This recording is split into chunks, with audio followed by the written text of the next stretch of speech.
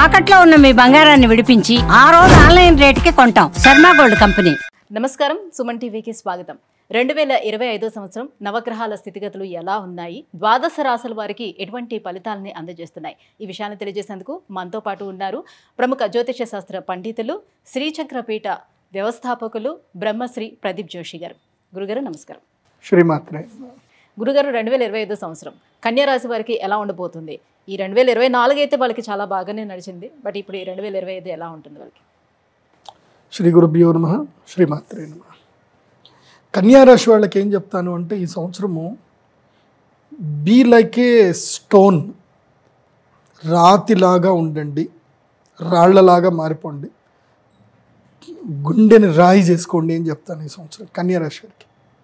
ఈ సంవత్సరం వసంత పంచమి అయిపోతూనే బ్రేకప్లు అవుతాయి, ఏదో గొడవలు అవుతాయి, బ్రేకప్లు అయ్యే అవకాశం ఉంటుంది. ముఖ్యంగా దీన్ని ఎంత వాడకుండా అంత మంచిది. నేను చెప్తాను ఏంటంటే, కన్యారాశి వాళ్ళు దీన్ని బయటపడేసేయండి, ఇది మొబైల్ని బయటపడేసేయండి. డబ్బా ఫోన్ కొనుక్కోండి. మీ సంసార జీవితం బాగుండాలంటే డబ్బా ఫోన్ కొనుక్కోండి. బీ లైక్ ఏ స్టోన్, ఎవరు ఏదైనా పట్టించుకోవద్దు, డోంట్ రియాక్ట్. కన్యారాశి వారికి ఈ సంవత్సరం ఏం చెప్తాను అంటే, డోంట్ రియాక్ట్. ఎవరు ఏదన్నా ఏమైనా డోంట్ రియాక్ట్. మీరు రియాక్ట్ అవుతుంది ఇంకా పెద్దగా అవుతుంది. చిన్న పుండు అవుతుంది, నువ్వు దాన్ని గోకినావు అనుకో అది ఇంత పెద్ద పుండు అవుతుంది. ఓకే, పుండు కాస్త గాయం అవుతుంది. సో పుండు వచ్చింది అనుకో, దాన్ని ఏమనుకుని అట్లాగే పక్కన పెట్టు, అది పుండు మానిపోతుంది. దాన్ని గోకినావు అనుకో అంతే అవుతుంది. అంటే ఒక చిన్న ఏదైనా ఇష్యూ జరిగింది, దాని మీద చర్చలు పెట్టి, దాని మీద డిబేట్లు పెట్టి 10 మందికి చెప్పి అది చేసి ఇవేవి చేయొద్దు, చిరిగి షార్ట్ అంత అవుతుంది. గుర్తుపెట్టుకోండి. సింపుల్, మ్యారిటల్ లైఫ్ డిస్టర్బ్ అవుతుంది కన్యారాశి వాళ్ళకి. మ్యారిటల్ లైఫ్ డిస్టర్బ్ అవుతుంది, బాగా గుర్తుపెట్టుకోండి.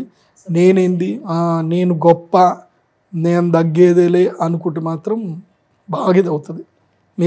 నేను కన్యారాశి వాళ్ళందరికీ చెప్పేది ఏంటంటే, ఒకసారి మీరు మామూలుగా ఒక పిక్నిక్ పోయినట్టుగా ఫ్యామిలీ కోర్టుకు పోయిరండి. ఓ రోజంతా ఫ్యామిలీ కోర్టులో కూర్చొని రండి, మీకు జీవితం అంటే ఏందో తెలుస్తుంది. ఓకే, అందుకోసం అంటే ఇబ్బందులు అవుతాయి. భార్యాభర్తలు ఇద్దరూ పోండి, ఒక్కళ్ళు వెళ్ళకండి. ఒక్కళ్ళు వెళ్తే నీకే తెలుస్తుంది కదా, జ్ఞానం ఇద్దరికి రావాలి కదా. వట్టిగా పిక్నిక్ పోయినట్టు ఒక టిఫిన్ బాక్స్ పెట్టుకొని వెళ్ళి ఫ్యామిలీ కోర్టులో వెళ్ళి కొంచెం అట్లా కూర్చొని వాళ్ళ పరిస్థితులు ఏంది ఏం కథ అని ఊరికి ముచ్చట పెట్టండి. భార్య పోయి ఆడోళ్ళతో ముచ్చట పెట్టారు, మొగోడు పోయి అబ్బాయిలతో ముచ్చట పెట్టాలి, ఏమైంది ఇట్లయింది అని అంటే అలా చెప్తారు. డిఫరెంట్ స్టోరీలు చెప్తారు.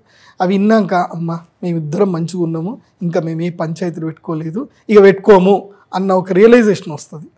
నేను అందరికి కూడా, ఏ ఆస్ట్రాలజర్ కూడా గుడికి పొమ్మని చెప్తాడు, నేను చెప్తాను కోర్టుకు పొమ్మని చెప్తాను. ఒకసారి పోయేస్తే తప్ప తెలియదు మీకు మీ జీవితం అంతేందో.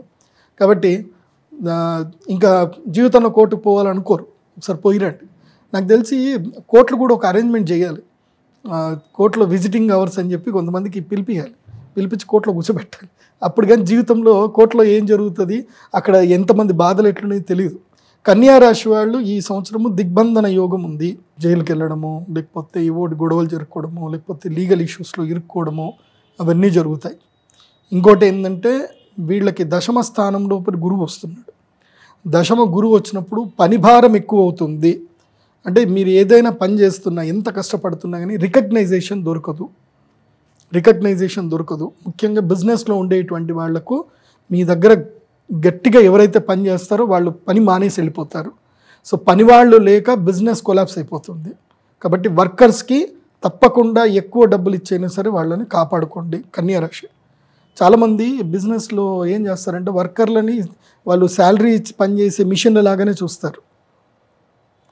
అది పొరపాటు అవుతుంది కన్యారాశి వాళ్ళకి. వర్కర్లకి బోనస్ ఇవ్వండి, వాళ్ళతోటి ప్రేమగా మాట్లాడండి, వాళ్ళ ప్రాబ్లమ్స్ని మీరు ఓన్ చేసుకోండి, వాళ్ళ మనసులు గెలుచుకోండి. లేదా వర్కర్లు వదిలేసి వెళ్ళిపోయారనుకోండి, మీ బిజినెస్ మొత్తము ఆగిపోతుంది.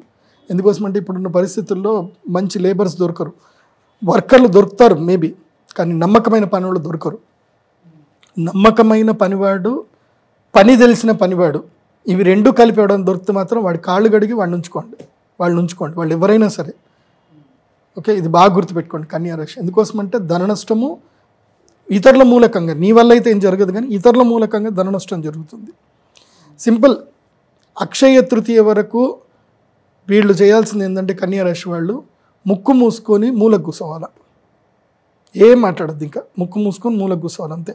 డైలీ రొటీన్ పనులు మాత్రం చేసుకోవాలి. ఎలాంటి ఇన్వెస్ట్మెంట్స్ కానీ ఎలాంటి రిస్క్ పనులు కానీ ఏమీ చేయకూడదు. ఎవరేమైనా అన్నా సరే నవ్వుతాం, సరే సరే మంచిది అనాలి తప్ప మీ అత్తగారు ఏమైనా అన్నారనుకోండి ఇంటికి వచ్చినప్పుడు, మంచిది అత్త మంచిది, పంతులు చెప్పిండు నాకు, పంతులు చెప్పిండు, జోషి గారు చెప్పారు, ఏదైనా నవ్వుతూ ఉండమన్నారు. ఇదే బాగా గుర్తుపెట్టుకోండి. ఏం జరిగినా నవ్వుతూ కూర్చోవడం నేర్చుకోండి. కన్యా రాశి వారు ఈ సంవత్సరం నవ్వుతూనే ఉండండి, ఏం జరిగినా నవ్వండి. ఓకే, మరి వీటికి దైవపరంగా పరిహారాలు ఏం చేసుకోవాలి? వీళ్ళు తప్పకుండా 2 పూజలు అటెండ్ అవ్వాలి. 3వ పూజ కూడా అటెండ్ అవుతే మంచిది. ఎవరు మెయిన్గా బిజినెస్ మ్యాన్స్ 3 పూజలు అటెండ్ అవ్వాలి. ఎందుకోసం అంటే త్రిశక్తి కావాలి. శని బాగలేడు, గురువు బాగలేడు, ఇటు రాహువు కూడా బాగలేడు. రాహు 12వ స్థానంలో కొంచెం 6వ స్థానంకి వస్తాడు, శత్రువులు దూరం అవుతారు, కానీ పోయేటప్పుడు బాగా ఇబ్బంది పడేది జరుగుతుంది.